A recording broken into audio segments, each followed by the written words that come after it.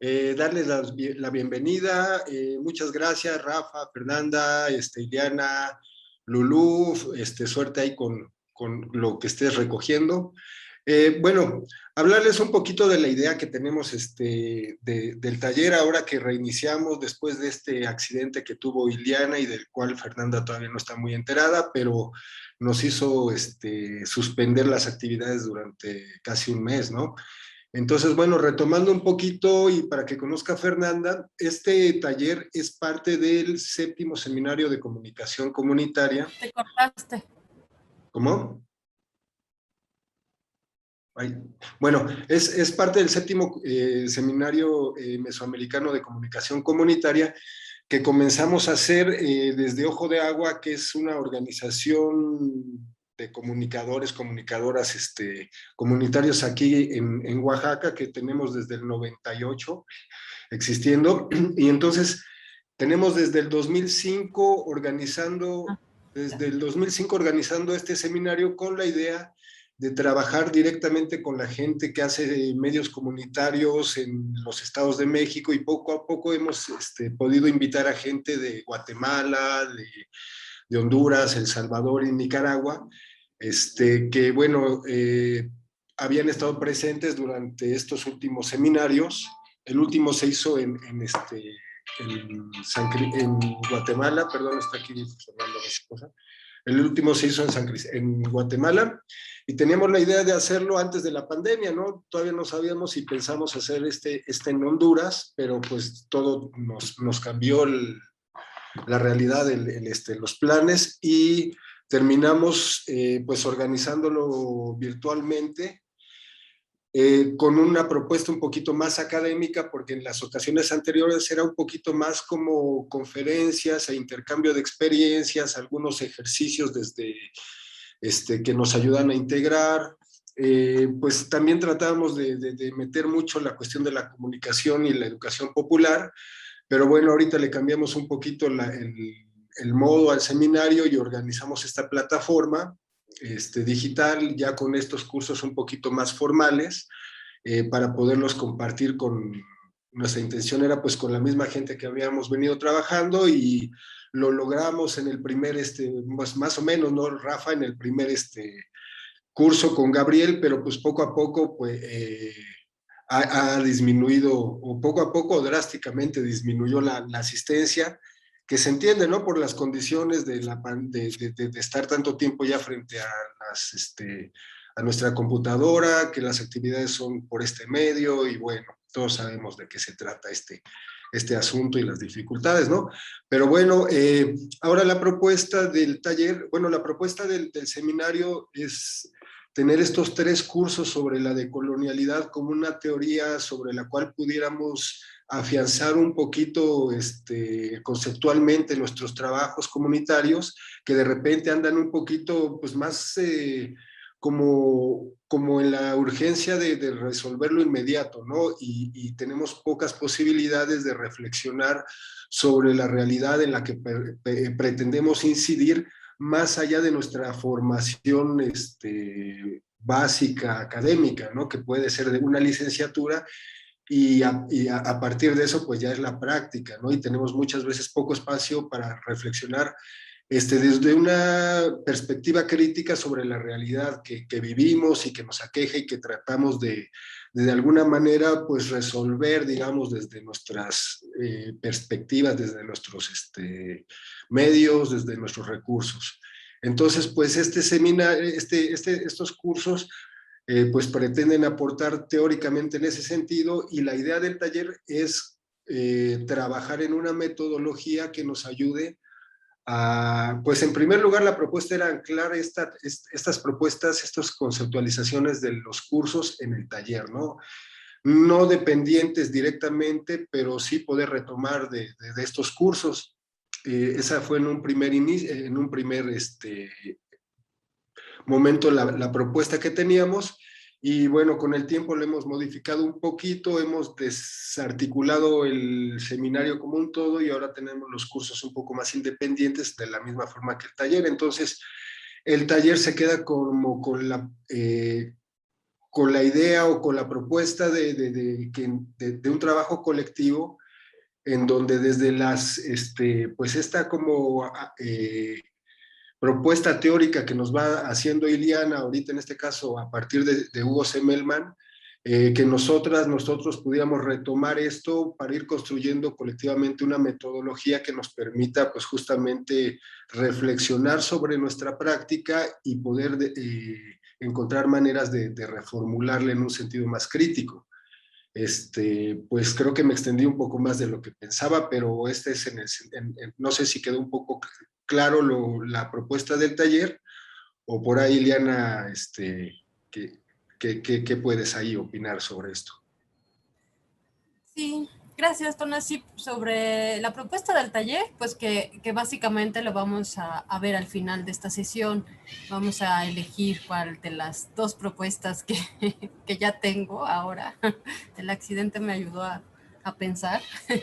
No, creo que, bueno, algo general para Fernanda es que habíamos estado viendo, justo el taller se enmarca en esta propuesta, pues digamos, teórica, metodológica del giro decolonial, como dijo Tona, y digo, se trata de espacios donde vamos a estar analizando y conociendo también qué de esas propuestas o para qué.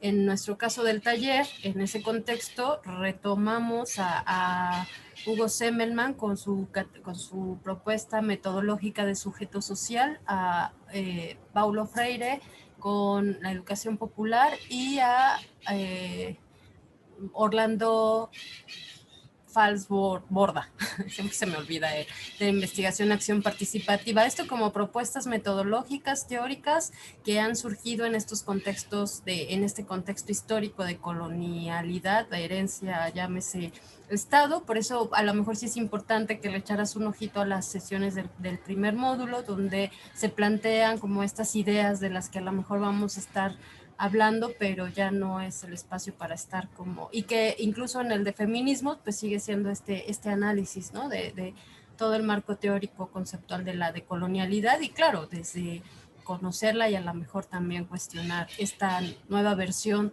de pues una lucha contra la dominación, contra el capitalismo, contra las opresiones, que es básicamente para mí lo que ahora se pudiera entender, ¿no? Y que vamos a tratar de ir entendiendo en ese marco teórico, pero bueno, conociéndolo, pero más bien trabajando desde una propuesta metodológica que al final de la sesión es que vamos a decidir qué y cómo, porque justo tomando en cuenta pues esta experiencia un poco, ¿no? Tanto de la participación que se dificulta, como también al ser un taller práctico, pues necesitamos saber de los interesados qué posibilidades tenemos y hasta dónde para no estar generando quizá actividades que no se puede por las condiciones sanitarias, por los lugares donde estamos, pero sí la idea es que sea lo que construyamos, sea algo que nos ayude tanto a este espacio que, como dijo Tona, se ha venido construyendo desde hace unos años, o sea, ha venido intercambiando desde hace unos años,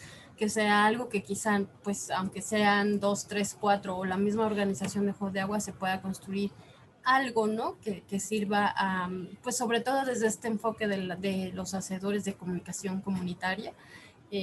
Entonces sí se trata de construir algo que nos sirva en la práctica, ¿no? Pero sí, efectivamente, entonces vamos a empezar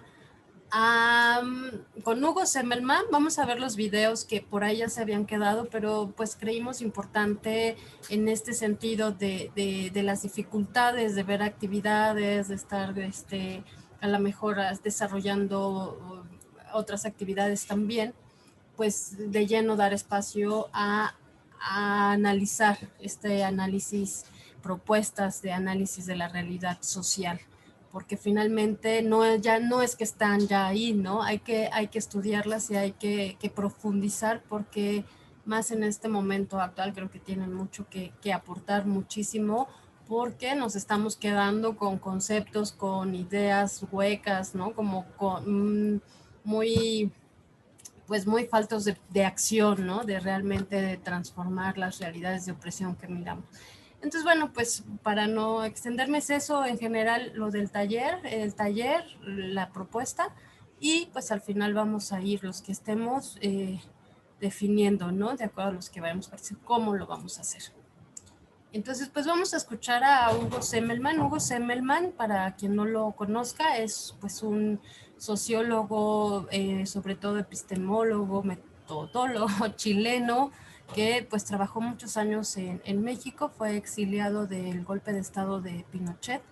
Y bueno, él ha propuesto incluso un marco teórico metodológico, pues conocido como sujeto social, que de hecho se ha retomado como parte de las metodologías de licenciaturas, de universidades. Él estuvo en el Colegio de México.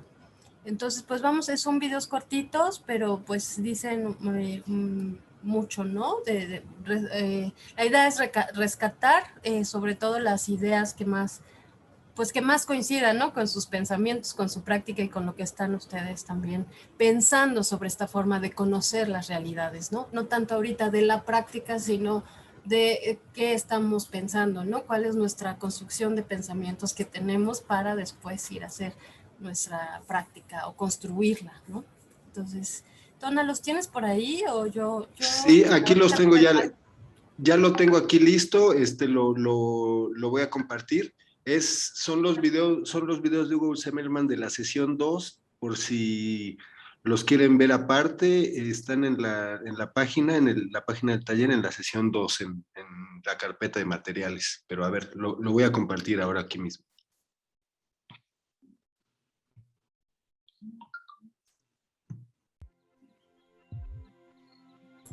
El de arriba, Tona, porque esa es la parte 2. Porfis. Parte 1. Ay, es que, perdóname. Sí. Es que vi que atrás arriba estaba, pero es No, ese es el de False Border. Orlando, digo, perdón. Sí, perdón.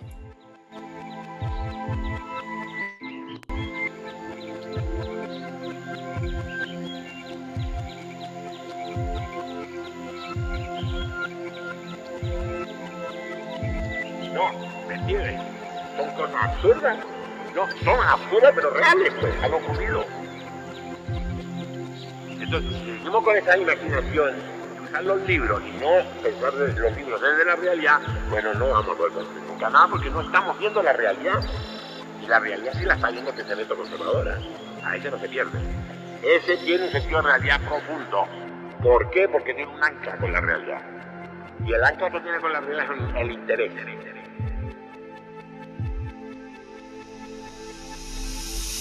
Este hecho, puede decirlo así, ser muy simple, pero significaba entonces comenzar a revisar la óptica desde la cual se estaba pensando.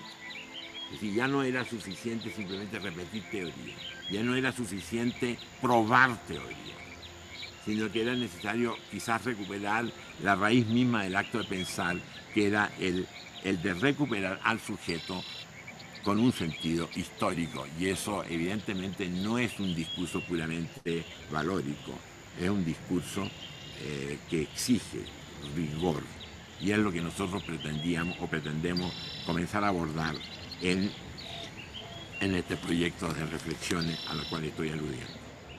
En este marco, ¿qué se podría decir?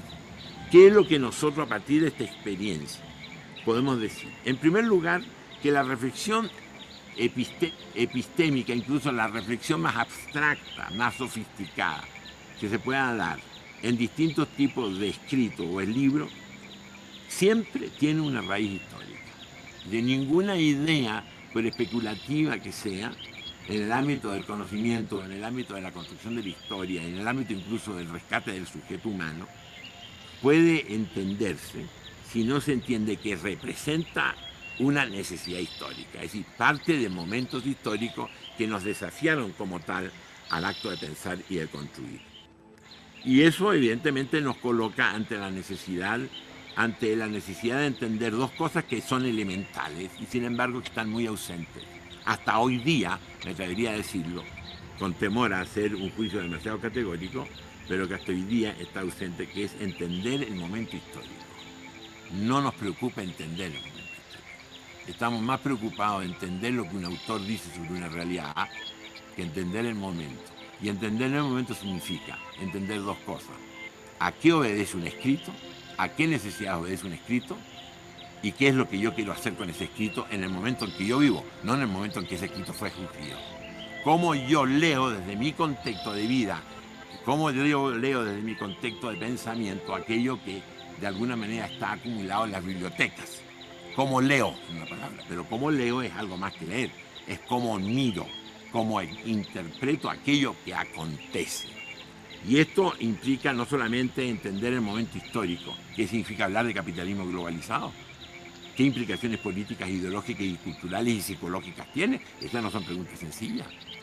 ¿Cuáles son las preguntas que un contexto actual como el capitalismo globalizado nos está planteando como grandes preguntas, no como respuesta, como pregunta para poder colocarnos frente a ese contexto histórico que vamos a llamar capitalismo globalizado y poder comenzar a trabajar a partir de esas preguntas, posibles respuestas? Nos obligaba a otro desafío obvio, casi de sentido común, es entender el presente.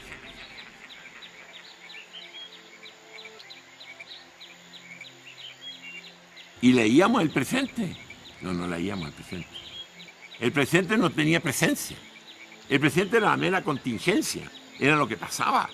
Pero no era el lugar, el presente, en términos de tiempo y espacio, desde donde el hombre construye. El hombre no construye desde el pasado ni desde el futuro. Construye desde lo que acontece en un momento determinado, complejísimo, que aquí yo estoy simbolizando en la idea de presente. Ahí es donde vivimos y ahí nos instalamos. La historia es una construcción de presentes sucesivos que después los historiadores escriben o reconstruyen en grandes periodos históricos, pero no podemos olvidar que esos grandes acontecimientos históricos, esos grandes periodos históricos son el resultado de acciones de construcción, me atrevería a decir, cotidianas, de presentes sucesivos. ¿Cómo construíamos eso? Vuelvo atrás. ¿Y cómo lo seguimos construyendo hoy día? Vuelvo al presente. Y observamos cosas tremendas. Que las personas con pensamiento crítico, con grandes diagnósticos, con grandes apuestas a futuro, que estaban comprometidos en organizaciones políticas, sindicales, estaban comprometidas con organizaciones políticas y sindicales a partir de creer que esas organizaciones políticas y sindicales eran los sujetos capaces de hacer lo que ellos como personas no querían hacer. Y pudimos constatar de que en muchos países, en muchos partidos, en muchos movimientos sindicales, con pensamiento progresista estaba dominado por individualidades conservadoras. Es un hecho de la historia. Entonces, ¿es un hecho arbitrario? Pregunta. Evidentemente no es un hecho arbitrario. Demuestra la ausencia del sujeto en el propio discurso. Que teníamos discursos ideológicos o teóricos sin sujeto. Puro discurso. Y el predicado acepta todo. El sujeto no acepta todo. ¿Qué congruencia había entre el sujeto y aquello que el discurso sostenía? Había una total incongruencia. Se podía apostar a todos los futuros imaginarios siempre y cuando no me molestaran en mi vida personal. Este no es un hecho anecdótico.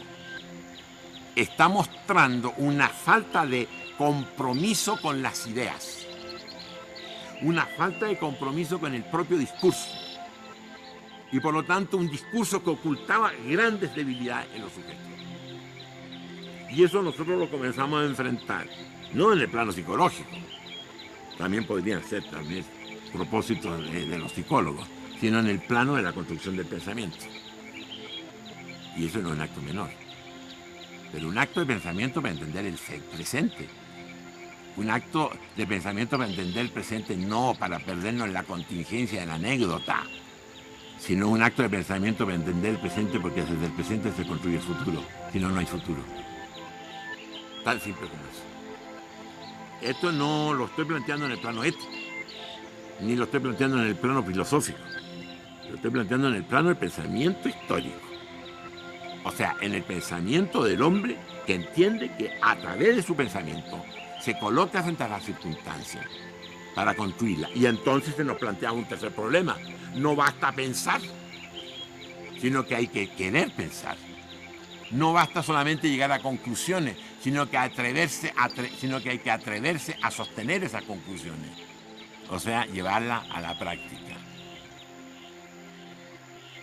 Porque ahí nos encontramos también con otra situación. Muchos diagnósticos correctos sin sujetos capaces de sostenerlo.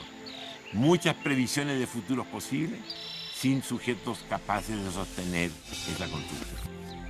O sea, en una palabra, mucha ilustración y poca conciencia. Mucha inteligencia y poca voluntad. Eso nos estaba planteando entonces que había un problema del sujeto, no solamente porque estaba disociado del sujeto, del discurso, sino porque estaba mutilado. Un discurso, un sujeto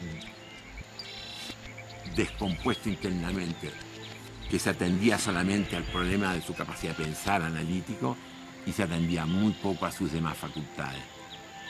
Ese es el sujeto de la historia. El sujeto de la historia no la construyen. La historia no la construyen sujetos ilustrados. La construyen sujetos con capacidad de construcción, para lo cual la inteligencia es un instrumento, la voluntad es otro, la emocionalidad y el compromiso.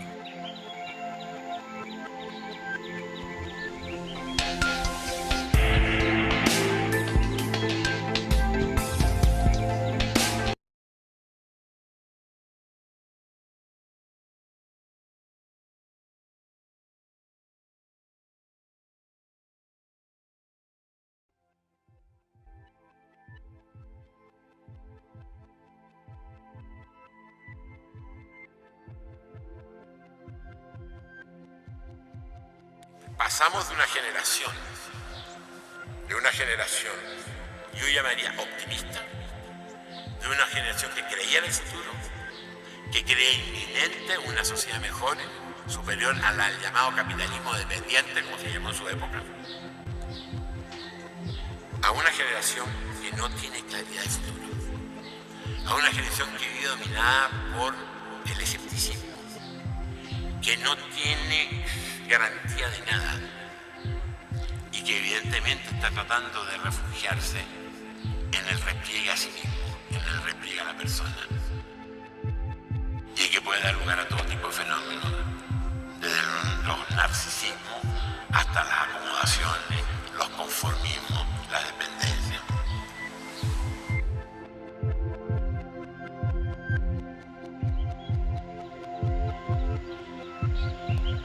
Construye conocimiento, también se autoconstruye como sujeto.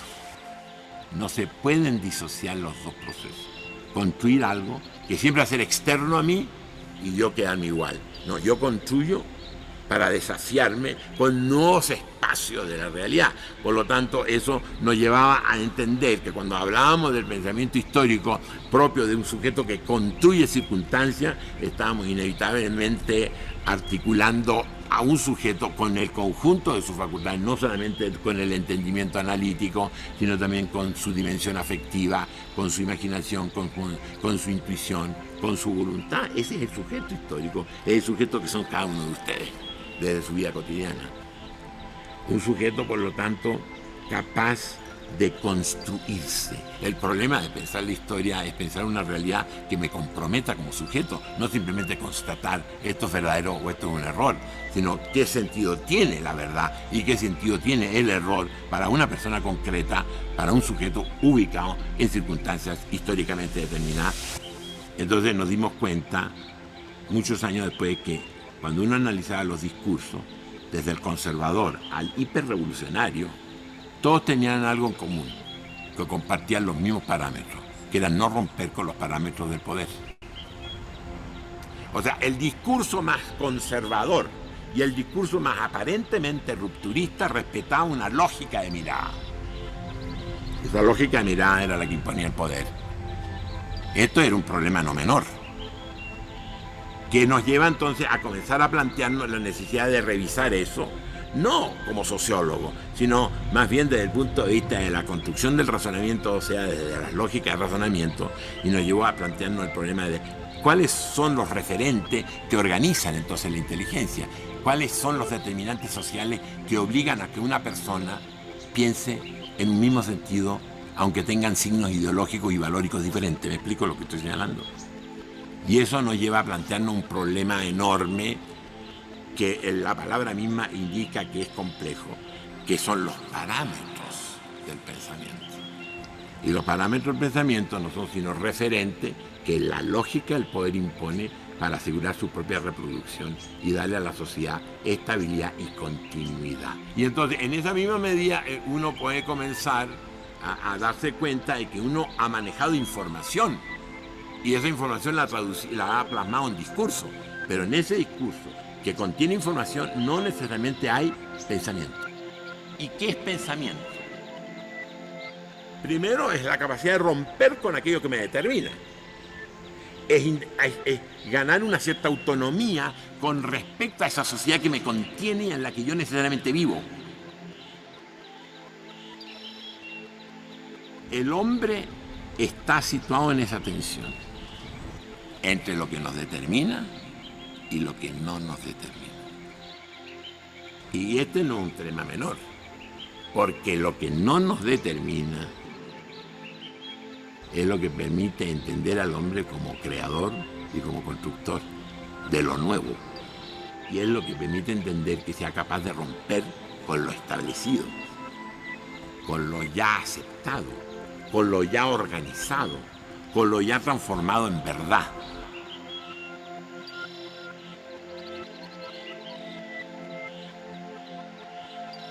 La historia es un desafío de pensamiento, que siempre está más allá de lo ya sabido, que está siempre más allá de lo ya conocido. Si no, la historia estaría totalmente escrita y totalmente el hombre sujeto y sometido y prisionero de las determinaciones.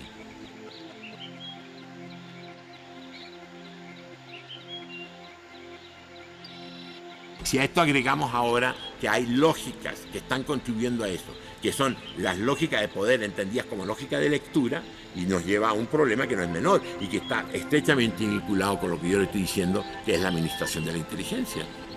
Esa administración de la inteligencia yo no necesito poner el nombre. Por ejemplo, en el caso de México, el Sistema Nacional de Investigadores, el SNI. Son las políticas de estímulos académicos. Son el premiar algo y castigar lo otro. Son los formatos de las investigaciones correctas, científicamente hablando. Entonces nos estamos enfrentando que esa lógica de mirada que impone la sociedad se expresa en lo que nosotros en el IPECAL hemos llamado las epístemes institucionales. Las instituciones son epístemes. La universidad me obliga a pensar de una determinada manera. El Ministerio de Hacienda me obliga a pensar de una determinada manera. No son algo ajeno a esto. Es decir, cuando hablamos de razonamiento no estamos hablando de la academia exquisita que vive en la empiria celeste, estamos hablando de la intelectualidad que está inserta en el mundo organizado, en las instituciones donde se vive y se trabaja. Entonces, cuando estamos hablando de la necesidad de creación y cuando hablo de los demonios que nos impiden la creación, que son los que he mencionado como, como el inmovilismo, como la apatía, como el temor, como la conformidad, bueno, esos no son sino síntomas de situaciones muy estructuradas que podamos llamar instituciones que nos imponen no solamente una manera determinada de ganarnos la vida, no nos imponen solamente situaciones de trabajo, remuneración o estabilidades laborales, nos imponen algo mucho más sutil, nos imponen formas de pensar y por lo tanto formas de aceptarnos, formas de definirnos a nosotros mismos. Y ahí viene entonces el predominio del rol o de la función que uno cumple sobre lo que uno es. ¿Cuántas veces en las experiencias que hemos tenido en el IPECAL, cuando uno habla con un profesor, por ejemplo, el profesor no contesta como persona, sino contesta como rol, como función? Es que el rol no me lo permite, es que el rol me lo permite. ¿Y quién le pregunta a usted si el rol se lo permite? Le estoy preguntando a usted, que tiene nombre y apellido. ¿Usted qué piensa sobre esto? No me conteste, el rol no me lo permite, la función no me lo permite, porque eso es hablar por otros, o es más bien hacer que la sociedad hable con su lógica por uno. O sea, la historia, leerla como acontecer, no como estructura, como acontecer, como espacio de construcción, que se puede construir en muchas direcciones, ese es el desafío, por sujetos concretos, no por mecánicas celestes. Y eso somos nosotros, nos guste o no nos guste.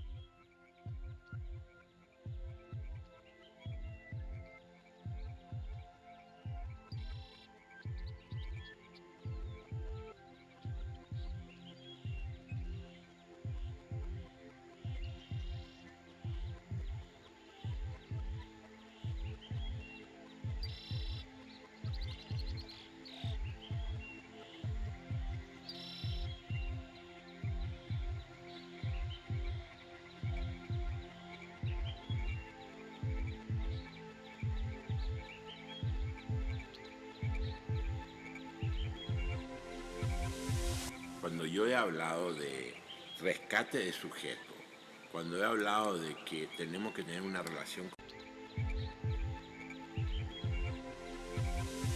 cuando yo he hablado de rescate de sujeto, cuando he hablado de que tenemos que tener una relación con la realidad como una realidad que no son un conjunto de objetos, sino que son espacios dentro de los cuales cabe, digamos, reconocer opciones. ¿De qué? De construcción, también de teorización. Estamos hablando de una cuestión importante, de dos cuestiones que están vinculadas a la pregunta de ustedes dos.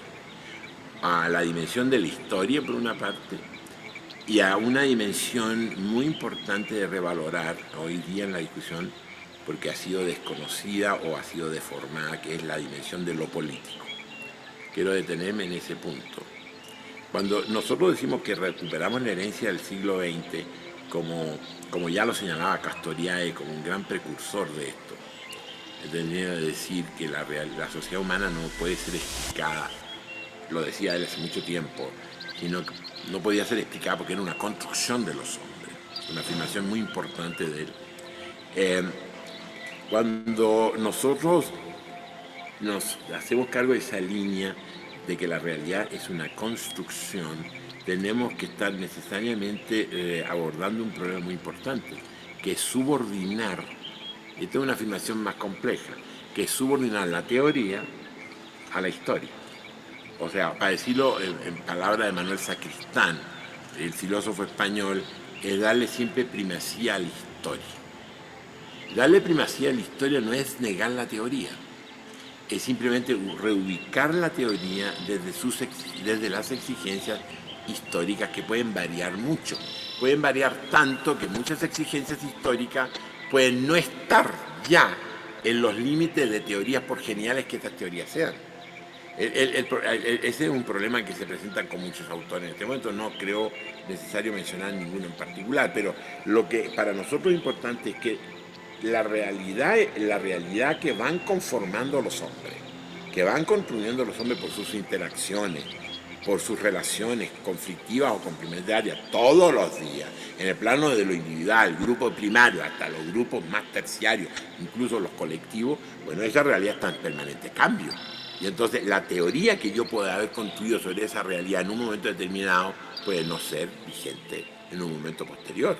Entonces, si yo pienso que la teoría me está dando cuenta de la realidad, estoy partiendo de un presupuesto falso, porque esa teoría me puede dar cuenta de una realidad en un momento determinado, pero si no se abre a alertarme de que esa realidad que está nombrando esta teoría se puede ir transformando, pues puedo quedar prisionero de una teoría y la realidad esté caminando por otros carriles, que es lo que pasó en los años 60 y 70.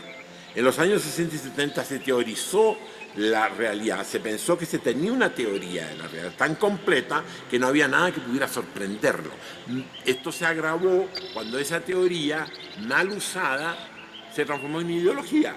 Y más grave todavía, cuando esa ideología se transformó en discurso de poder, que fue el drama del marxismo en América Latina, para decirlo claramente. Entonces, y se lo imputamos a Marx, no es imputable a Marx, es imputable a los que lo usaron. Lo pongo como un ejemplo, pero lo podría hacer otros autores. Es decir, no volvamos a repetir ese error ahora. Es decir, no hay una teoría, por genial que sea, que me dé cuenta de la historia en todas sus posibilidades. Ahí es donde se plantea el desafío del pensar histórico para reapropiarse de la teoría, para recolocarse frente a la teoría y decir, bueno, esta teoría me sirve o no me sirve, es pertinente o no pertinente para los de hoy día. Entonces, ese es un punto importante, la capacidad de salirse de los límites de esta teoría, y ese es el gran desafío del pensamiento que nosotros llamamos epistémico, es decir, un pensamiento que me permita disponer de una serie de instrumentos que son verdaderas perforadoras de la realidad. No sé si me explico. Hagamos el símil siguiente. El pensamiento que nosotros buscamos no es el pensamiento que está almacenado en la biblioteca, en los anaqueles, que tiene un conjunto de proposiciones. Una preocupación por la educación, ¿verdad? En estos tiempos en que la filosofía ha sido vulnerada por los sistemas educativos del Estado mexicano, yo creo que es importante luchar por la reivindicación de una educación filosófica, humanista, que salve al país. Ese papel de perforador, por decirlo así, de problematizador de lo sabido y de lo dado, es lo que nos parece que es una lógica de razonamiento desde la cual yo puedo enriquecer la teoría, ya sea para enriquecer la teoría ya construida o para construir otra teoría. Y ese es el desafío del día.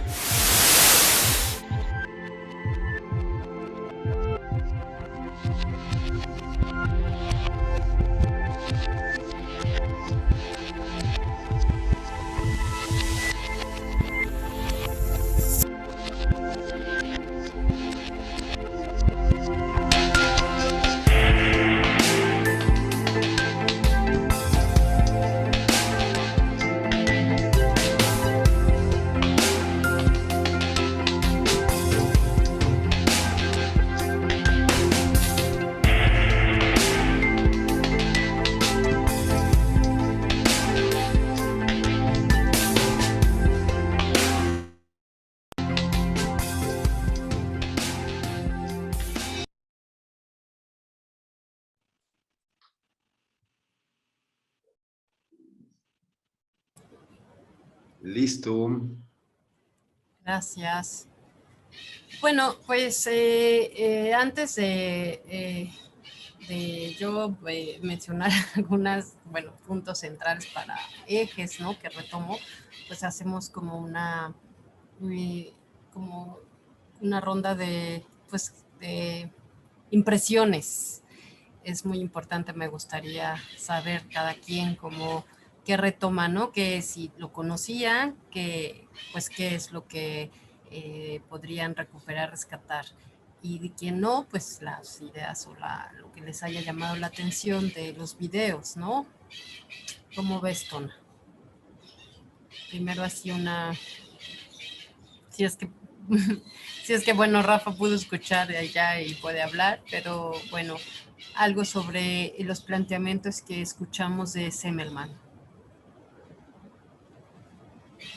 Ajá, pues yo tengo mi... Bueno, yo pido voz, perdón, yo pido voz. Adelante. Sí lo escuché, gracias, sí, he estado atento, sí lo escuché, pero, híjole, Zimmerman es bien complicado de entender de repente, ¿no? No obstante, creo que la reflexión nos podría llevar o nos lleva a pensar en nuestras prácticas a la luz de lo que pasa en nuestras realidades, ¿no? En nuestros mundos, ¿no? Y Zimmerman creo que aporta elementos para esa tenemos que escucharlo, yo por lo menos, escucharlo más despacito, porque además la señal no está muy bien y de repente se cortaba, ¿no? Pero sí, sí, aquí estamos, aquí seguimos.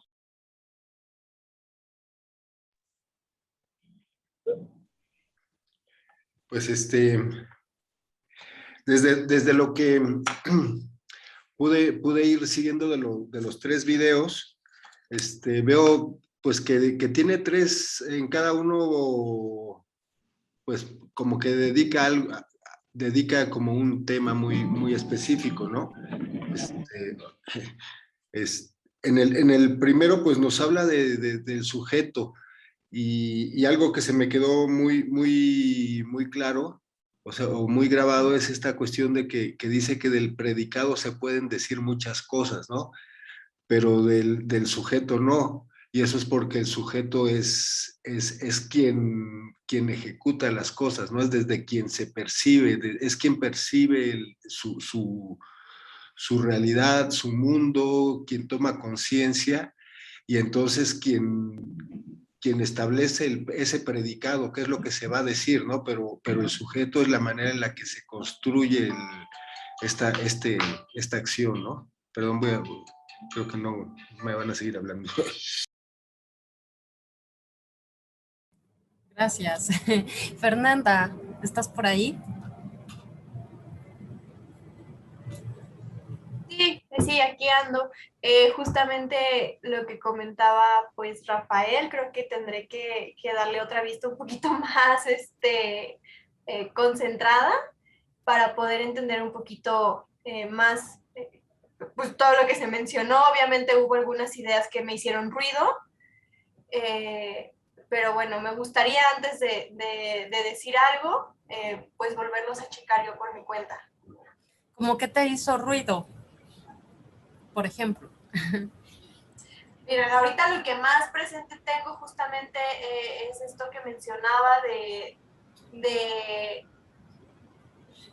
de no dar discursos ni cátedras, por así decirlo, en el que habláramos por otros, ¿no? Que habláramos por nosotros mismos, no nos dejáramos cierto, bueno, más bien el hecho de que muchas veces pues estas mismas cátedras están influenciadas pues, por otras situaciones, por otras personas, por otras instituciones. Eso es como lo que más tengo presente. Ok, gracias, Fernanda. Vamos a recordar un poco lo que, digo, para entender los planteamientos de Semmelman. ¿Por qué lo retomamos? En primer lugar, porque Semmelman es como, bueno, en el marco de este seminario, e insisto, estamos hablando de las propuestas, bueno, una propuesta actual llamada de colonialidad, que es digamos, el de moda, por decir así, ¿no? Muy en moda de hablar de la decolonialidad, y que ha sido una propuesta que, bueno, al día de hoy básicamente la identifico, viene desde la academia, ¿no? Entonces, pero bueno, el sentido de estos cursos pues es para conocer esas propuestas, para analizarlas, incluso en mi caso es una oportunidad para retomar, ¿no? Recuperar las propuestas metodológicas, teóricas de justo, ¿no? De cómo se ha analizado la realidad social de acuerdo a esto que finalmente vimos en las primeras sesiones, que lo retomamos de las de Gabriel,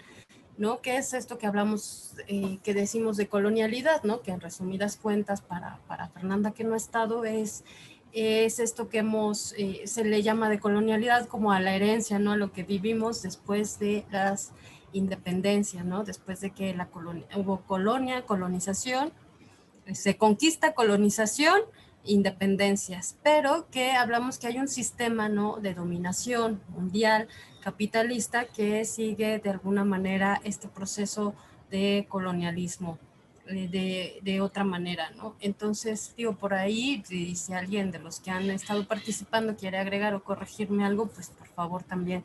Entonces, en el taller lo que recuperamos es decir, bueno, nos vamos a referir a un proceso histórico de larga duración que al día de hoy estamos identificando como seguimos en un proceso colonialista a través del Estado, ¿no? Que hemos dicho bueno, hemos analizado en los seminarios, en los cursos, que ha sido ahora el Estado es como ese brazo ejecutor. Fernanda, ¿quieres hablar?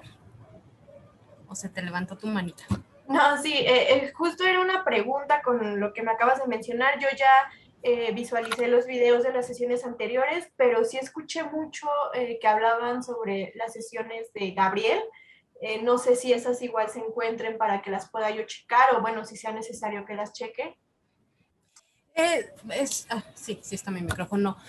Fíjate que esas primeras sesiones, bueno, lo que platicaba Ton al principio, ¿no? Era, al principio se planteó el seminario como un todo de contenidos que iban a ir a la par. Sin embargo, bueno, por a lo mejor lo extenso y la gente en esta dinámica de ya mucho virtualidad también por esta cosa sanitaria, se empezaron entonces se empezaron a ofrecer por separado. Por eso viste que en las sesiones pasadas, pues la idea era como ir recuperando, tejiendo o viendo en relación, ¿no? A lo que se analizaba en ese espacio y con lo que se podía retomar acá para ir pensando más en un sentido ya de cómo vamos a ver ya a analizar la realidad, sobre todo porque y como la mayoría hacen medios de comunicación, pues están en las comunidades. Igual tú bien dices, ¿no? Te va a servir muchísimo porque tú al final vas a trabajar pues con gente, con comunidades, con espacios, ¿no? Pues con la gente básicamente y sus realidades. Entonces, bueno, por eso se hace mucha referencia. No sería bueno, si puedes, si tienes intereses. Todo el curso de Gabriel fue más del marco como un marco teórico, metodológico, no, teórico, perdón, de pues que es hegemonía, que si tú no estás empapada con estos conceptos o estas visiones, pues sí te lo recomiendo, ¿no? A lo mejor de las primeras sesiones para que tengas como este referente en el que finalmente sí vamos a estar planteando, ¿no? De ahí que ahorita expliqué a Semmelman, ¿no? Porque pues tiene una intencionalidad de recuperar en este sentido de lo que sí estuvimos viendo como qué es todo esto de la decolonialidad, de qué se habla cuando hablamos de colonizaciones o de capitalismo con todas sus estrategias, ¿no? De progreso, hegemonía. Tona, ¿quieres hablar? ¿Completar algo? Sí, nada más completar que yo creo que la próxima semana ya vamos a tener el curso de Gabriel en línea otra vez. Estaba, pero como reorganicé la página en cursos independientes, estoy apenas terminando la sección del curso de Gabriel, entonces para la próxima semana Tú estás en el grupo de WhatsApp, ¿verdad, Fernanda? Sí, sí, sí estoy. Entonces voy a mandar ahí la liga el enlace del curso de Gabriel, al cual todavía le falta la sesión final y eso fue pues justamente por las dificultades de terminarlo como empezamos con el quórum tan amplio que empezó, entonces sí nos agüitamos un poquito y lo dejamos suspendido el final, ¿no? Porque sí tenía un ejercicio para terminar, pero pues como bajó la asistencia ya no lo pudimos terminar bien, entonces quedó pendiente el final. Entonces igual se podría ir incorporando más gente. Pero bueno, eso les informamos la siguiente semana.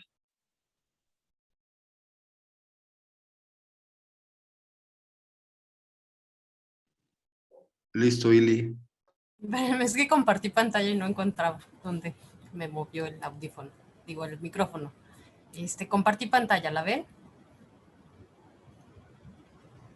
¿Me escuchan? Sí, Sí, sí sí. se ve. Ah, ok. Yo así, es que dejo de ver, se me cambia esto.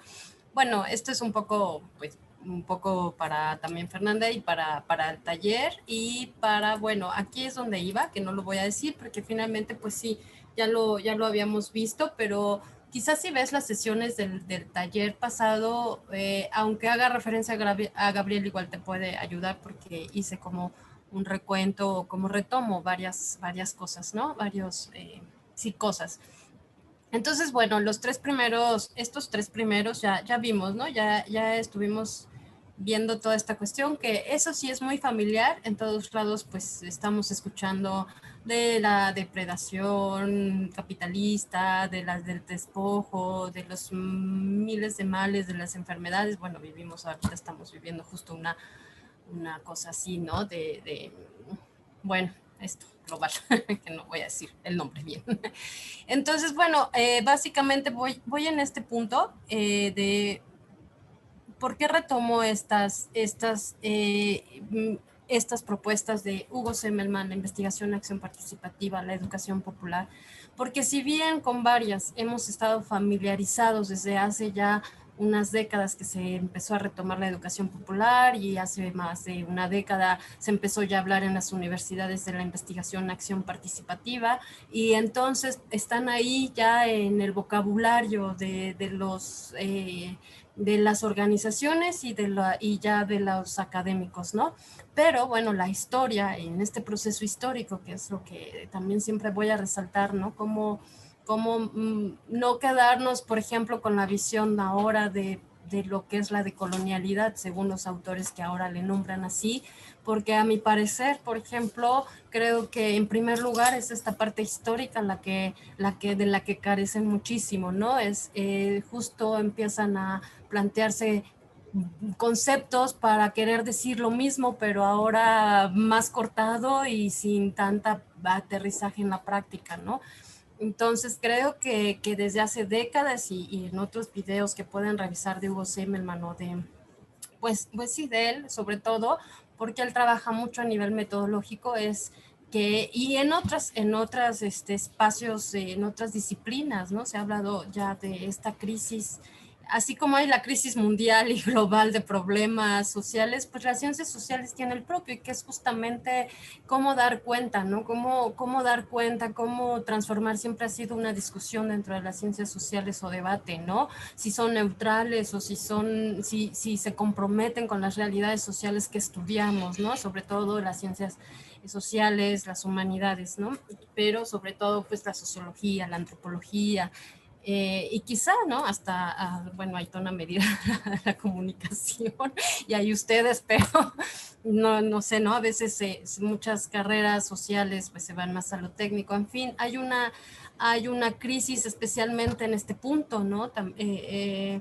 De quién, de cómo se investiga, cómo se influye. Entonces, cuando estamos desde quizá ya organizaciones con un objetivo muy claro, ¿no? De hacer un diagnóstico, de estudiar la realidad para desde nuestra práctica concreta, ya sea medios de comunicación comunitaria o temas de salud, o temas donde queremos, ¿no? Como ayudar a cambiar esas realidades de opresión. Pues ha habido en el tema de las ciencias sociales hay muchos, pero bueno, este es en el que más, ¿no? Yo me sustento y veo que, bueno, es eso, ¿no? Una crisis de paradigmas, de ideas y pues sobre todo igual, ¿no? Entramos en el mismo tema de análisis en esta crisis mundial que es esto, ¿no? El mercado académico, ya por ahí lo dijo Semmelmann, ¿no? Pues todos están también en ese rollo de producción, ¿no? Y producir, pero con el discurso de la objetividad, con el argumento de la objetividad, pues muy, muy lejanas a las realidades sociales de la gente. Entonces, yo recupero en este proceso histórico de lucha, de liberación, de donde se han gestado y se han aportado mucho para entender las realidades de los pueblos, y sobre todo en procesos de independencia, como lo fueron, pues no sé, desde la década de los 60 y antes, ¿no? A nivel mundial, la opresión ha sido a nivel mundial de unos pueblos sobre otros, ¿no? Entonces, pero básicamente, bueno, desde que se reparten los países, ¿no? El mundo, como Estados Unidos, Francia, Inglaterra, y estos, pues empezó esa colonización, ¿no? Entonces, bueno, déjenme ver mi orden, porque les tenía aquí, bueno, para presentar esta parte de la metodología, porque Hugo Semmelmann sí es muy importante eso, ¿no? Es complicado, como bien dicen, es verdad, ¿no? Bueno, y sí es importante que lo revisen y que lo estudien. Aquí voy a, bueno, esto que ya decía, ¿no? Todos estos ejes que recupero, sí, de la teoría actual, de esta propuesta teórica de la decolonialidad, lo que recupero para ayudarme en el planteamiento del taller es estos ejes que sí distinguen, ¿no? La decolonialidad del saber, del poder y del ser, es decir, que es la forma en que de alguna manera estamos viviendo al día de hoy, ¿no? Ya no con grilletes y ya no siendo esclavos, pero sí somos producto en las instituciones de esa forma de dominación. Entonces, bueno, la propuesta es en este sentido, porque Hugo Semmelmann, a diferencia de lo que está pasando no solo en las ciencias sociales, sino también en las ciencias naturales, y que bueno, mucho se partió de las ciencias naturales para las ciencias sociales, es esta fragmentación de la realidad, ¿no? Esta especialidad además de las fragmentaciones, ¿no? Estamos como, en las ciencias sociales estamos, creo que siempre he pensado ya como los doctores, que cada vez hay más especialistas, ¿no? Ya hasta dentro de los traumatólogos, porque ya es mi experiencia reciente, ya hay el de la rodilla, ya hay el de la columnóloga, no sé cómo dijo, ¿no? Ese creo que es un problema que en ciencias sociales lo estamos viviendo y lo estamos siendo parte, ¿no? Como de esta... por eso a lo mejor hay tantos sismos, ¿no? El feminismo, esto, así, porque hemos estado viendo la realidad fragmentada y no en su totalidad. De ahí que cuando lo que más vamos a recuperar y revisen de Hugo Semmelmann es todo su planteamiento del sujeto social y del análisis de la realidad, de la articulación, ¿no? De la social de la realidad. Es decir, que pues si nosotros no vamos a ir a ver, más adelante voy a hablar sobre eso, no vamos a ir a ver el problema de la desnutrición. ¿Por qué? Porque muchas veces trabajamos así o estamos haciendo nuestras ya con parámetros de pensamiento que nos dictan sin cuestionarnos y sobre todo, y muy importante, que es a lo que apuntan estas metodologías, es sin conocer a las personas con las que queremos trabajar, ¿no? Sin conocerlas realmente y qué están pensando esas personas con las que queremos trabajar. Es básicamente aquí el gran problema, creo que, de las ciencias sociales y de las organizaciones y de las instituciones.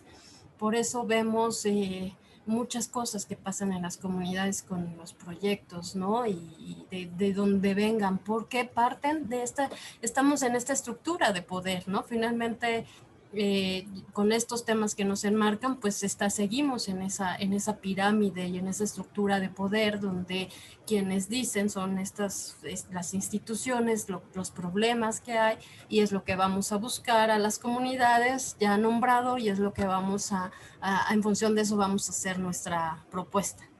Y pues que vemos que realmente cuántas décadas llevamos, que al contrario de ver, ¿no? Como en esta línea de los que trabajamos, estas líneas, ¿no? De los que trabajan, porque finalmente algo muy interesante de toda este análisis para mí y que resalto mucho, y más adelante, bueno, ya lo dice Juan José Bautista, que también se los recomiendo, le echen un ojo, va en este mismo sentido. Él retoma mucho a Semmelmann, pero él desde su visión de boliviano, de aymara, y es muy interesante también cómo él va proponiendo, ¿no? A analizar desde esta propuesta del sujeto social. Bueno, se me olvidó la parte que iba a seguir, pero bueno, aquí estoy diciendo esto de lo fragmentado, de los especialistas, ¿no? Por ahí Hugo Semmelmann también habla llevamos décadas de documentos muertos en las ciencias sociales que no están, ¿no? aportando a la realidad en su transformación. Yo tengo mi manita alzada, nada más que creo que perdón, no, es que híjole, ayúdame en eso. Es que ahí no ves, ¿verdad? No, mejor pidan la palabra cuando haya esto. Sí, adelante. Es que acá algo de lo que me quedó por decir hace rato, él hablaba de este presente continuo en la que el sujeto se percibe a sí mismo, ¿no? Que es como una continuidad de presentes, y esto lo relacionaba él con una construcción teórica, o más bien un aprendizaje de la teoría como muy mecánico, muy estático, que se pretende aplicar directamente en una realidad en la cual pues obviamente no encaja, porque la realidad está en este presente continuo, igual que el sujeto social. Es una realidad que se está transformando y que requiere una teoría que esté justamente en esa evolución, ¿no? Es lo que él llamaba creo que como pensamiento epistémico. No este pensamiento en el que reproduce la teoría y la busca mecánicamente aplicar, sino que busca entender el contexto e ir transformando esa teoría, ¿no? Es algo, creo que tiene que ver con esto que decías. Exacto. Sí, no lo que explica, ¿no? Lo que describe, porque eso pasa mucho. Entonces sí, en ese sentido es que, no le puedo mover. Así aquí. Pues sí, exacto, en eso. Y bueno, una de las, de como podrán ver en las sesiones pasadas, de lo que había yo insistido para la metodología, ¿por qué estoy hablando de todo esto, ¿no? Como más conceptual, más teórico? Es justo porque a veces lo que ha pasado también en el tema de las metodologías participativas es que yo he visto cómo se han aplicado hace ya años la investigación-acción y cómo estas metodologías que nacieron, por ejemplo, ¿no? Que pasa con muchas situaciones, y ustedes lo han de saber y ya de haber visto a estas alturas, cómo estas propuestas que nacen justo de un cuestionamiento a estas instituciones de poder del saber, ¿no? Como pudo ser la escuela en el caso de la educación popular, la academia en el caso de la investigación acción participativa y de Semmelman, que surgieron, ¿no? Como para, contrario a esto, cuestionando esto porque no coincidían con las realidades de los pueblos, ¿no? Realidades sociales, económicas, políticas, productos de esa dominación, de ese colonialismo y de esa imposición, porque finalmente se fueron los pueblos que colonizaban, pero quedaron las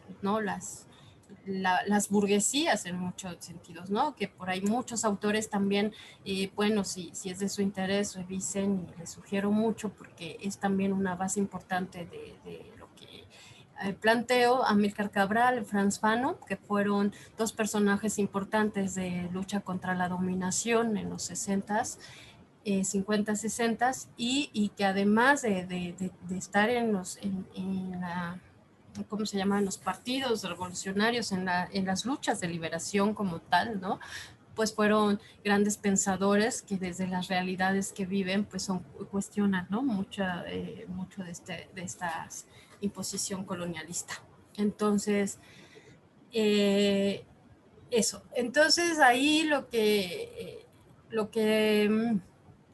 bueno, estaba yo en lo de las, estas metodologías, lo que ha pasado hace ya décadas en muchos espacios es que se las han apropiado porque como van surgiendo ruidos, van haciendo, ¿no? Realmente transformaciones, pues se lo van cooptando por las instituciones. Así ha pasado con la academia, con la investigación acción participativa, con la educación popular. Entonces, pues no he visto, ¿no? Como formas de creer que la educación popular, por ejemplo, son dinámicas de convivencia o es que la gente opine sobre el proyecto que llevamos y eso no es, ¿no? Porque finalmente se ha perdido, como mencionó Semmelman, ¿no? La dimensión no solo histórica de los procesos, sino también la dimensión política, ¿no? Es decir, cuando hablamos de la dimensión política, yo me refiero a esto y es mi punto central. Bueno, sí, que es que más allá de confundirnos a lo mejor de colonialismo, de colonialidad y no sé qué, en el fondo de lo que estamos hablando, si alguien tiene otra propuesta o difiere o tiene otro enfoque, pues también, ¿no? Lo puede compartir, pero me dicen si alzan la mano. Es el poder y la dominación, ¿no? El poder y la dominación en relación ¿a qué? Pues a la libertad del ser, de las personas y de los pueblos, ¿no? De la autonomía, que también por ahí les voy a compartir un video de Hugo Semmelman también que habla justo del sujeto y la autonomía. Entonces, estamos hablando a nivel del pensamiento, pero a nivel también de la realidad, ¿no? Y aquí efectivamente, como decía Tona, ¿no? Una característica de lo que plantea Hugo Semmelman es esta pues, propuesta que va contra teorías que la mayoría han dominado la ciencia social y lo siguen dominando y al día de hoy con mayor fuerza porque mantienen las cosas como son, mantienen las situaciones como son y por más, lo que decía, por más alternativo, revolucionario, siguen reproduciendo las lógicas del poder. Entonces, una cuestión que yo analizo mucho y que planteo aquí es, a veces todos estamos en un sentido común de cómo combatir este sistema, ¿no? De qué hacer, de qué propuestas generar para todos los problemas que se han analizado en nuestros diferentes espacios, se han escrito miles de textos en la academia sobre diversos problemas, ¿no? Causados por este sistema y los no causados por el sistema, ¿no? Unos ni señalan al sistema capitalista, sino como si las comunidades son los del problema, ¿no? De la malnutrición, de la pobreza y todo esto. Entonces, creo que después de estudiar hasta lo que llevo el día de hoy, hay muchos puntos, pero un punto importante que creo que nos tiene confundidos o que desvía para mí la atención y el propósito central de este objetivo, ¿no? De luchar contra la dominación, ¿no? La dominación que nos oprime y no nos deja ser, ni estar, ni desarrollarnos como personas libres o como pueblos libres, ¿no? así, ¿no? Más allá de más ideas o de discursos. Entonces, es esta cosa que hemos visto y que he visto ya muchísimos libros, ¿no? En internet, epistemologías, ¿no? Esto que hablamos, epistemología hegemónica y epistemologías otras. Lo puse aquí porque fue el de las primeras ideas que, bueno, aquí está el punto, ¿no? Aquí está el punto central de por qué estamos quizá con un velo enfrente y todos estos autores, principalmente del giro de colonial, los actuales, Calderiguals, los de Aníbal Quijano y el otro, y estos que si buscan eso y ven esos autores, creo que estamos confundidos porque no creo que el tema sea a nivel de las ideas o de los pensamientos, ¿no? Es decir, en este sentido, creo que hay no sé, pues ya ayúdenme en eso, si es un velo o es un poco confuso el hecho de que nosotros o los movimientos o las organizaciones para creer, ¿no? Para proponer, no sé si sean propuestas de luchar contra esta dominación o de generar propuestas, estemos, ¿no? Como mencionando a los otros, ¿no? A los pueblos originarios, a los movimientos sociales, o como si ellos únicos fueran víctimas, ¿no? Del sistema capitalista que estamos analizando, ¿no? Yo creo que hay que ampliar la mirada a esa totalidad, ¿no? Y vernos como nosotros inmersos en ese proceso histórico, no estamos fuera de lo que les pasa a los pueblos, ¿no? El sistema como lo hemos analizado, capitalista, de dominación, patriarcal, heteronormal y todos esos nombres que le hemos puesto, nos toca a todos de una u otra manera. Y obviamente de diferente manera, ¿no? Si somos mujeres, si somos hombres, si pertenecemos a tal pueblo y a tal otro, ¿no? Entonces creo que ahí hay un punto fundamental que yo hace años, incluso con mi investigación que realicé aquí, ya cuestionaba, ¿no? Cuestionaba esto de estas propuestas, ¿no? De solo recuperar ciertas cosas de los pueblos como monografías antropológicas y decir que eso, ¿no? Que siento que estamos cayendo en esto, ¿no? Un culturalismo, un monumentalismo, una descripción, una elaboración de ciertas formas de vida que las presentamos a históricas, ¿no? Inmóviles, como si permanecieran como hace 30 o 60 años, con una estructura dada, ¿no? El territorio, trabajo, ¿no? En fin, bueno. Entonces creo que debemos un poco ampliarnos más allá de eso para realmente ver a las realidades y a la gente de las realidades, como decía Tona, ¿no? A ese sujeto que está haciendo y haciendo la historia, ¿no? Por eso es muy importante que cuando trabajemos estas metodologías, no es solo saber, ni se trata de saber generar la distensión o la confianza o pues que participe la gente sobre la pregunta. Se trata de construir en colectivo un proyecto propio desde sus propias realidades sociales. Por eso nosotros como ya sea que estemos inmersos en esos propios contextos o no, pero queramos trabajar, tenemos que tener, para eso son estas metodologías, ¿no? De alguna manera, y no son recetas, son propuestas que cada quien debe de ir creando, porque como decía él, y más adelante por aquí lo van a haber escrito, pero el que investiga o el que investiga la realidad también se va transformando y nos vamos transformando. No somos, ahí voy a pasar a otro punto muy importante en este tema de desde dónde vamos a hablar y para qué vamos a hacer una metodología y cada quien desde dónde está hablando, ¿no? No sé, bueno, creo que estaba aquí, sí. ¿Quién habla, no? ¿Quién observa?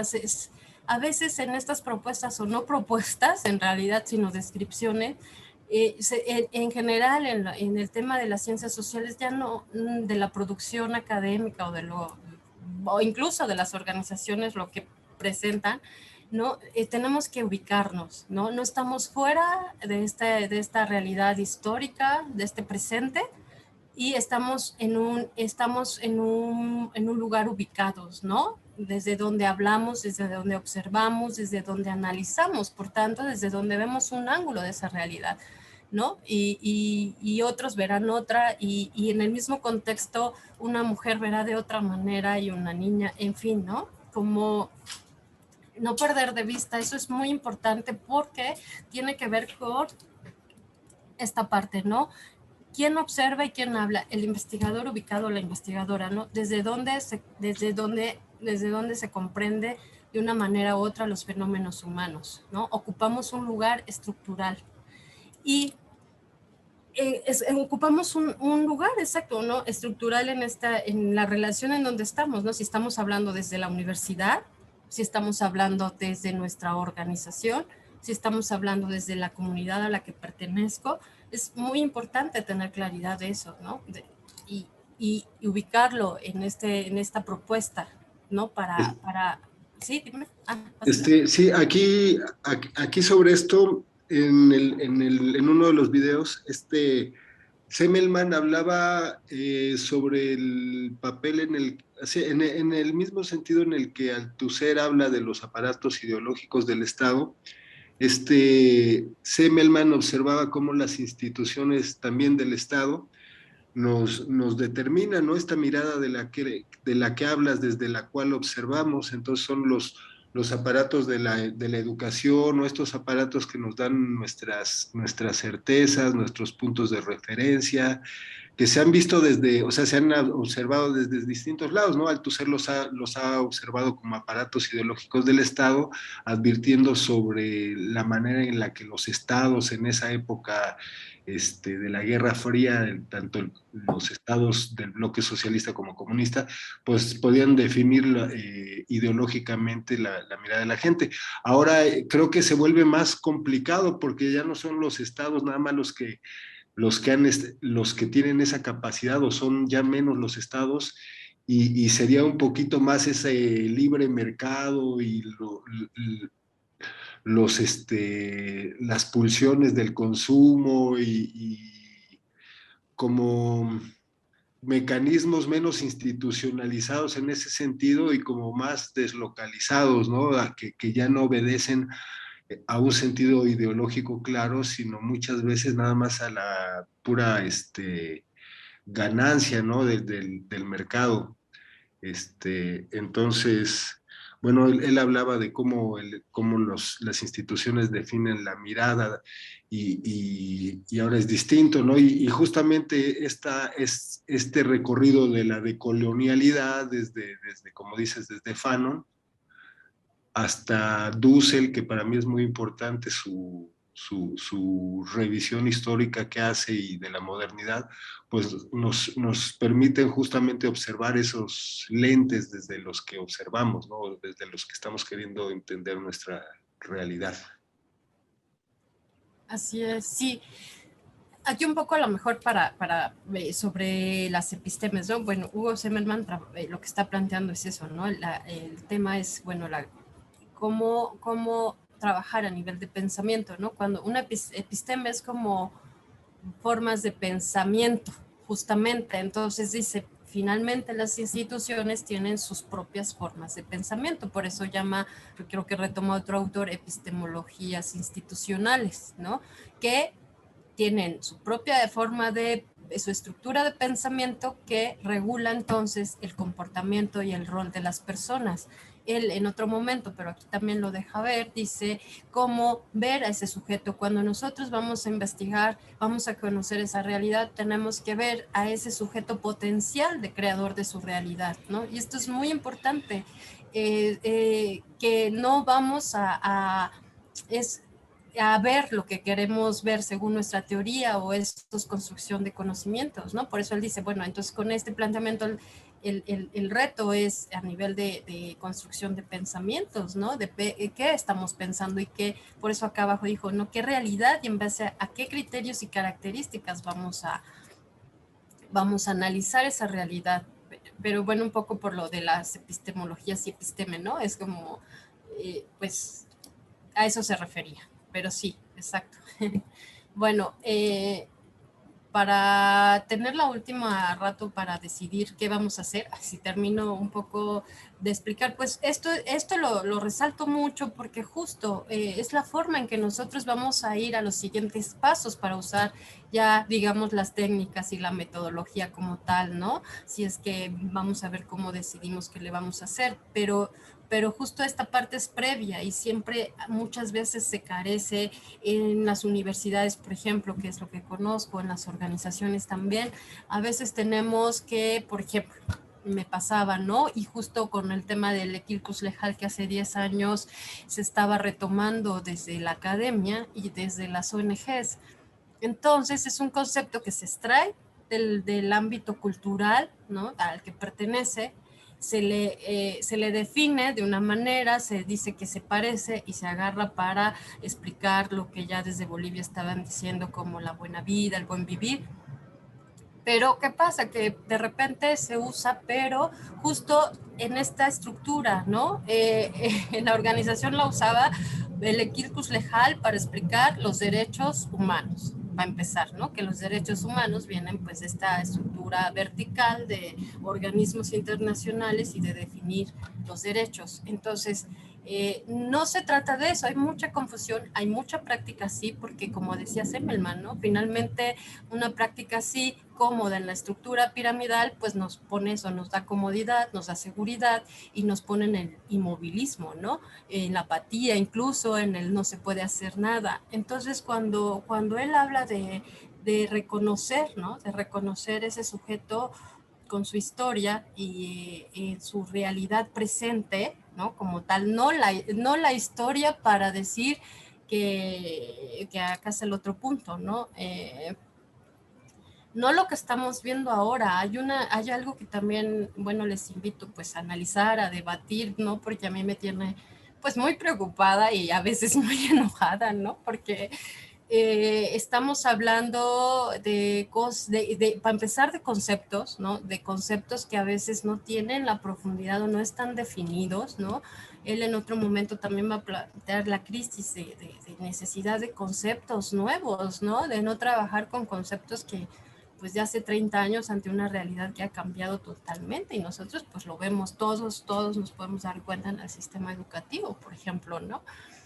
El tema de la resistencia cultural y de lo cultural y de cómo se está tomando actualmente lo cultural, ¿no? En este sentido de decir, bueno, no, pues la lucha de los pueblos y recuperar lo ancestral y recuperar, ¿no?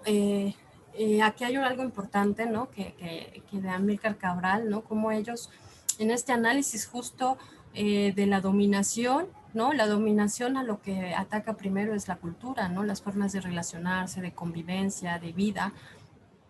Pero hay una diferencia entre pensar que los pueblos, y más cuando llamamos indígenas, que ya dije en algún momento y en alguna sesión, ¿por qué no seguir llamando indígenas si estamos hablando de la decolonialidad o de la descolonización?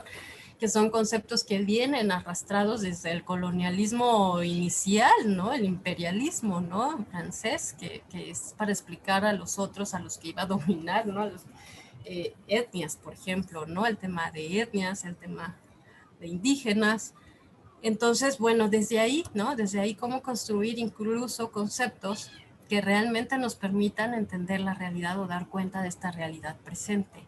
Entonces creo que ese es un punto que yo llamaría la atención porque sé que muchos estamos trabajando en comunidades, ¿no? De pueblos originarios, de culturas diversas y que creo que también el tema no es por ahí, no es para decir, no es esta forma de presentar como a las culturas como si hubieran estado aisladas, inmóviles, con una estructura, porque finalmente el que habla sigue siendo el de fuera, el que describe, y eso en los 60s pues fue ya un tema en las ciencias sociales y en antropología en especial, ¿no? No podemos estar describiendo en términos estructurales a los pueblos, ¿no? Entonces, bueno, esta parte pues es importante para que no nos distraigamos con tantas categorías ya formuladas, ¿no? Sino que realmente en el ejercicio que decidamos hacer, pues realmente podamos ver qué nos está diciendo esa realidad con sus sujetos, ¿no? Con como el hacedor haciendo, para realmente poder comprenderla y generar propuestas, ¿no? Y nosotros ubicándonos en relación a esas realidades, tenemos un lugar y somos parte, ¿no? Y tenemos, como decía, la investigación acción participativa, que es de sus grandes aportes, ¿no? También pensamos, sentimos como con los que trabajemos, no romper esta relación objeto-sujeto de la ciencia natural, además, ¿no? Que es de donde se retoma. Entonces, por ahí, pues estos temas de, para mí, ¿no? El apelar a la liberación, a la emancipación, a la lucha contra la dominación, ¿no? No viene de discursos o propuestas huecas de recuperar, de revalorizar. O sea, si bien en el camino la gente va tomando lo que le sirve de su historia, de sus rituales, de lo que consideremos como parte de esa cultura, no es lo que mueve eso estaba ya, ¿no? Sino poner en el centro la dominación, no la confrontación de una cultura contra otra solamente. Entonces en esto espero ser pues un poco clara y voy a estar insistiendo porque creo que aquí hay sí una bifurcación bien importante en los discursos que se están siguiendo para las prácticas, en las producciones que se están haciendo, ¿no? Realmente, ¿qué estamos haciendo y qué queremos generar? ¿Estamos generando algo con lo que estamos produciendo realmente? Esa sería como lo que vamos a ir analizando. Esta diapositiva la vamos a subir, esta presentación, para quien quiera un poco, bueno, ahí retomar algo, porque para no alargarme más, aquí solo les quiero dejar estos conceptos. Para mí son muy importantes, perdón, creo que ya no lo mencioné hoy, aquí. Cuando planteé la metodología que vamos a ir desarrollando, me señalaba muy importante estos ejes, que para mí es es una propuesta y una posibilidad de dar contenido a tantos discursos, estas epistemologías que hablamos. Por ejemplo, cuando van a leer tantos libros, ¿no? De hablar de epistemología hegemónica, de epistemologías otras, me refería a esto, ¿no? A esta cuestión de que no se trata de estar, es como, insisto, me recuerda a la vieja clásica antropología, donde estamos describiendo a los otros, a los extraños, a los nativos, ¿no? Y no, creo que el debate y la lucha, sobre todo la resistencia contra esta dominación que estamos viviendo y de todos somos parte, de objeto, no está en ver qué conocimientos hay en los pueblos, sino cómo nosotros nos comprometemos con esos pueblos, en todo caso, ante la dominación que ellos o en nosotros mismos, ¿no? Que estamos haciendo para esas propias formas de opresión que vivimos. Entonces, creo que el territorio, la cultura y las identidades son temas ejes para entender o tratar de llegar a dónde están esa dominación del saber, del ser y del poder, ¿no? Que atraviesa todo este entramado de territorio, cultura e identidad, ¿no? Esto lo relacionaba con esos ejes para ir tratando de aterrizar, ¿no? Y no construir discursos de entendimiento, sino que realmente en el momento en que trabajemos nuestro proyecto o nuestro tema, o nuestra metodología propia, podamos, ¿no? Tomar en cuenta esto como ejes para el trabajo. En las otras diapositivas ya ha estado esto, está lo pasado, ¿no? Lo que dije. Y bueno, no lo tengo aquí, pero bueno, para no alargarme, porque ya es la hora y no me gusta cumplir las 2 horas, siento que es mucho. Aquí el tema que es el siguiente es decidir, ¿no? Si todavía están por ahí todos los que estaban. Aquí están las metodologías que vamos a recuperar. Vamos a retomar, ya lo digo aquí, no lo había dicho, pero porque en el desarrollo es lo vamos a estar viendo también desde Bolivia, la propuesta de feminismo comunitario, que también pues siento que ha sido una propuesta también que tira, ¿no? Que da pautas para generar propuestas reales, ¿no? Bueno, Entonces, pues esta es la idea, que con estos planteamientos pongamos en práctica la construcción de una metodología propia, ¿no? Una metodología propia en el sentido no de origen, ¿no? Ni de pertenencia, sino, bueno, de producción colectiva del conocimiento en nuestros espacios, en nuestros contextos. Porque, como por ahí dijera otro también, uno que también, ¿cómo se llama? Tona, el antropólogo colombiano. En fin, él después ahí... Eduardo Bautista. Eduardo Bautista, sí. No, Bautista no, Eduardo, bueno, a ver, ahorita veo si es Bautista. No, sí es cierto, bueno, pero lo subiste, él me parece que hace estos señalamientos, cuestiona un poco, le da contenido a esta idea de la decolonialidad actual de estos académicos, y el tema es cuáles serían las estrategias de descolonización y qué sujetos asociados a esa descolonización. En otras palabras, lo que decía Freire, ¿no? Hay que conocer para transformar. Entonces, eso es lo siguiente que tenemos que decidir cómo lo vamos a hacer. Entonces... si es colombiano, ¿cómo se apellida? De Restrepo. Sí, Restrepo.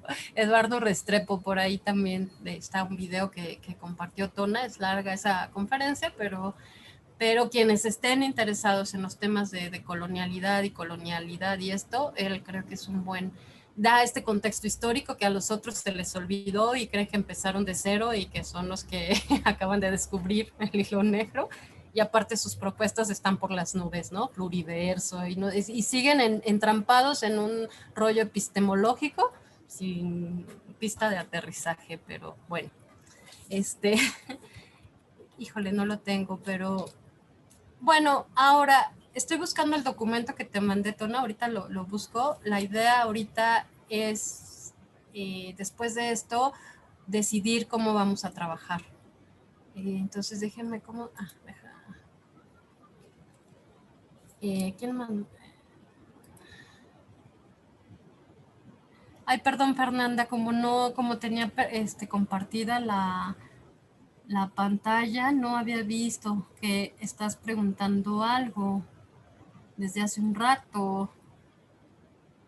Lo voy a leer para que esta fragmentación que mencionas un poquito tendrá que ver con un complejo de salvador héroe que ciertas imposiciones colonialistas nos generan, cuando en realidad no se plantea cuáles son los verdaderos pensamientos y necesidades que esta comunidad requiere.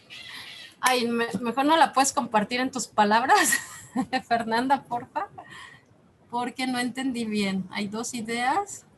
Sí, es que justo fue como que hace ratotote estabas hablando de una fragmentación en las ciencias sociales y esto fue como lo que me vino a la cabeza, ¿no? Que muchas veces se nos plantea lo que puse, el complejo de Salvador Héroe, en donde nosotros vamos a llegar a ciertas comunidades a ayudar cuando en realidad no nos estamos planteando cuáles son sus necesidades y si realmente quieren esa ayuda, ¿no? Y entonces, pues eso, fue prácticamente eso.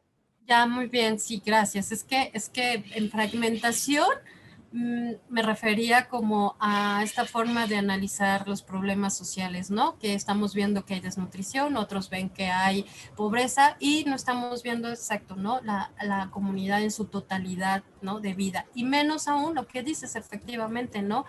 Hay mucha tendencia a justo... Pues eso es todo el contenido de las sesiones pasadas, ¿no? Esta estructura de poder que vertical, además, que como dices, hace que pase esto, ¿no? Que vayamos a los pueblos con nuestros problemas elaborados y digamos que eso es lo que les va a hacer bien, no porque no existan, ¿no? A veces, muchas veces sí, efectivamente hay un problema quizá de drenaje, no sé, digo, bueno, en la ciudad es un problema. X problema, y por más voluntad que se tenga, efectivamente, ¿no? Si no conoces la realidad de las personas, sus pensamientos, sus conocimientos y sus propuestas, pues sí, no vamos a tener, y no lo han tenido, ¿no? Ha sido la mayoría, tanto del gobierno, organizaciones, ¿no? Como que se sigue entonces reproduciendo el mismo sistema y además fragmentando en problemas. Tona, ¿quieres comentar algo? Sí, sobre esa idea de que que ponía Fernanda del complejo del héroe o salvador. Entonces me quedé pensando que más bien tiene que ver con una idea de llevar, ya sea desde un inicio, ¿no? La luz de la razón a los primitivos o la palabra verdadera a quienes no la conocen, o actualmente el desarrollo a los pueblos subdesarrollados, o es esta actitud. Y yo creo que más bien tiene que ver, o yo desde donde la veo ahora, que lo preguntas, creo que es una idea que se introduce desde la modernidad, ¿no? La razón frente a la barbarie y este relato que se arma desde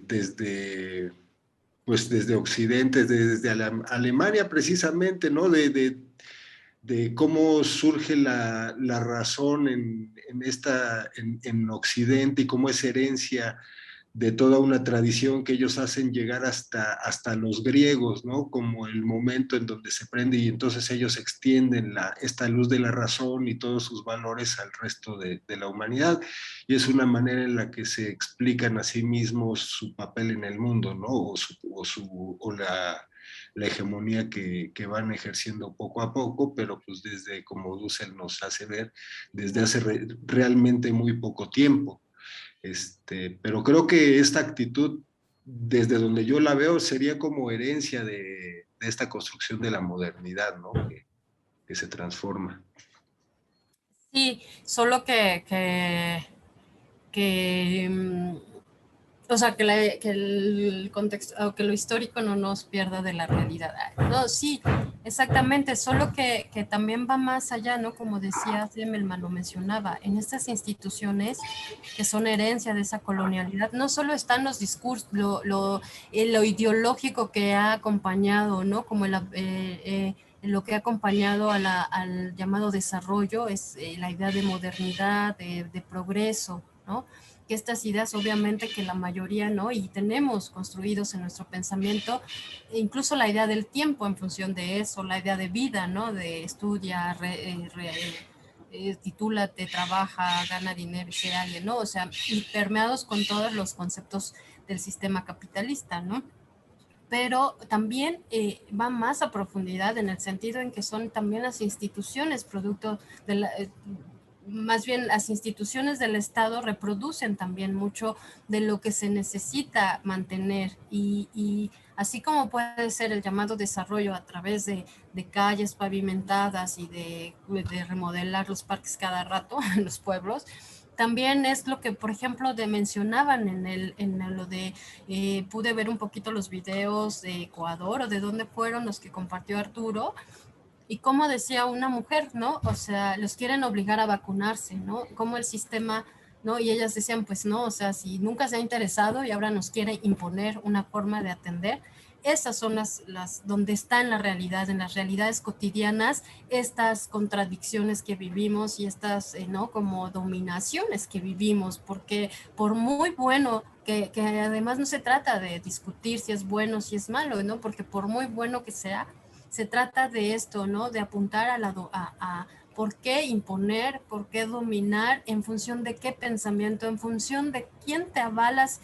Y muchos, bueno, que la ciencia está en crisis, ¿no? Entonces, pero no es imponer, ¿no? Es cómo se dan estas disputas que llevan siglos los pueblos, ¿no? En realidad, no es que las luchas vienen de ahora de la revalorización cultural, ¿no? Los que han resistido realmente no están ni nombrados, están en los pueblos y están en su cotidianidad, en sus luchas, en su vida, permeados de toda esta, bueno, son productos, somos todos de este devenir histórico, digamos, de colonialista, ¿no? De origen colonialista, pero que cotidianamente, ¿no? Por eso sí, y como decía Fernanda, ¿no? No podemos llegar, no se trata solo del discurso de modernidad, incluso del tema de muchos problemas ya elaborados, como la pobreza, ¿no? La pobreza que mucho se trabaja en función de de eso, ¿no? Como de, ay, ayudar a los pobres o creer en esta dicotomía que ha hecho también el mismo sistema de campo-ciudad, ¿no? Que el campo están los pobres y hay que ayudarles, ¿no? Cuando es totalmente al revés, ¿no? En todo caso. Todo esto es lo que les, bueno, les invito, ¿no? Como a tener muy presente, a estudiar, a analizar, a preguntar, porque si no somos reproductores del sistema que tanto criticamos y se puede analizar de muchas maneras, pero realmente ¿qué vamos a hacer, no? ¿Qué estamos mirando? ¿Cómo lo vamos a mirar? ¿Y qué vamos a hacer y a proponer? Ese sería el tema.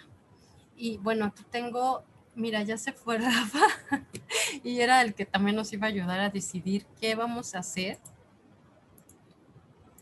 con esto.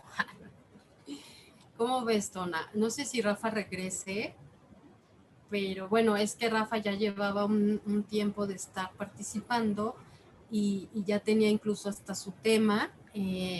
Fernanda, te cuento rápidamente, la idea del taller es eso, ¿no? Gente que esté trabajando quizá en algún proyecto. La mayoría estaban trabajando y trabajan en medios de comunicación comunitaria, haciendo comunicación comunitaria, y está enfocado, ¿no? a este grupo.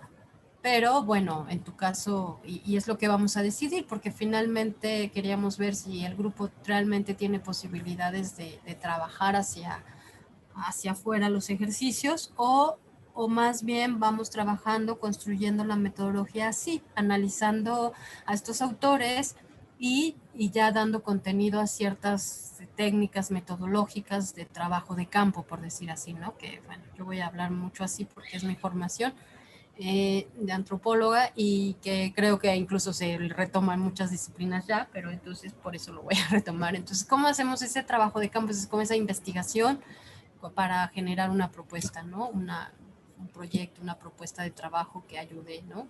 Que aporte a esas realidades. Entonces, pues lo siguiente sería decidir, Tona, si... Pues yo creo que para lo que tenemos posibilidad es es justo para esto que dices, para ir aportando elementos para esta construcción metodológica. Entonces, a partir de esta revisión de autores como Semmelman. Entonces yo creo que tenemos como verlo como si fuera ahora sí que esta parte es como funciona un seminario, ¿no? Que reunirnos, pues nos reunimos, hablamos de este tema, lo estudiamos un poquito desde nuestra práctica y aportamos a esta teorización. Ahorita, a partir de estos conceptos que nos propone Semmelman, que parten del sujeto, y como desde un presente continuo, ver ese sujeto y tratar de entender los sujetos con los que estamos trabajando, ¿no? Entender el sujeto social desde nuestra vida cotidiana, identificarlo. Digo, partiendo de ahí, ¿no? Pero y ya a partir de ahí, pues seguir con esta pues seguimiento de la propuesta de autores que estás haciendo, ¿no? Pues sí, yo creo que también va a ser rico para todos, todas, y incluso pues sí para la práctica, porque lo que decías, vamos entonces, me imagino, vamos a como a tejer un poco, ahora vimos a Semmelman y ahora con lo que queda aquí que estoy compartiendo en pantalla, pues la siguiente, pues, entonces mejor trabajamos con Freire, por ejemplo, ¿no? En la acción para que... Y eso se me ocurrió que me quedó pendiente que eso da la oportunidad de que, bueno, pues ahorita Rafa yo creo que se le desconectó ahí en el camino y Sofía la próxima vez que entren, pues en lugar de que cada quien trate de avanzar como habíamos pensado originalmente, ir analizando nuestras prácticas y cada quien el sujeto social y como ir avanzando cada quien desde nuestro propio medio, que lo veo complicado desde la dinámica en la que estamos pues logrando reunirnos. Yo creo que así, por ejemplo, ahorita pues quedará pendiente Semmelman para algunas personas y se tendrán que poner al tanto con esta sesión y lo mismo con la siguiente si es Freire, pero podemos ir aportando pues desde las sesiones en las que nos incorporemos, ¿no? Sí, sí, sí, yo creo que ya surgió una versión 1.2.1, sí, o sea, sí, que vamos a ir tejiendo como las propuestas, vamos a verlas porque es muy valioso que gente como Fernanda o como todos en realidad, pero sobre todo que están estudiando y que, pues eso, ¿no? A veces no se tiene un pleno conocimiento, mucho menos práctica de estas metodologías, ¿no? Están despolitizadas, están descontextualizadas, están como eso, ¿no? Siendo muy funcionales. Entonces, pues creo que sí vale la pena que vamos a ir entre nuestra práctica un poco personal, incluso para no ponerlos a trabajar, y con los planteamientos de cada autor, vamos a ir, por ejemplo, el momento 1, bueno, la siguiente, entonces vamos a revisar lo que es educación popular y algo de investigación participativa, para ir entendiendo estos momentos y tratar de realizarlos, a lo mejor ya no directo en campo así, sino con nuestra propia experiencia personal, ¿no?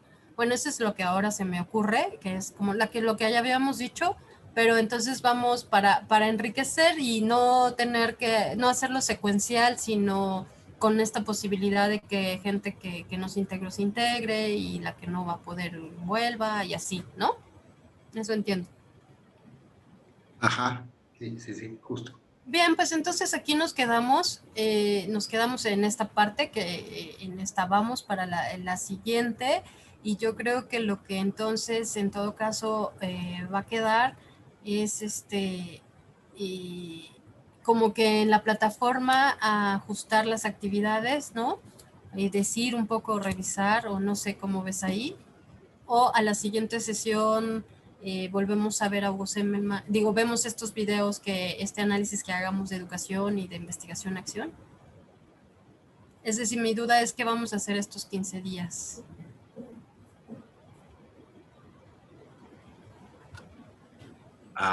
Pues...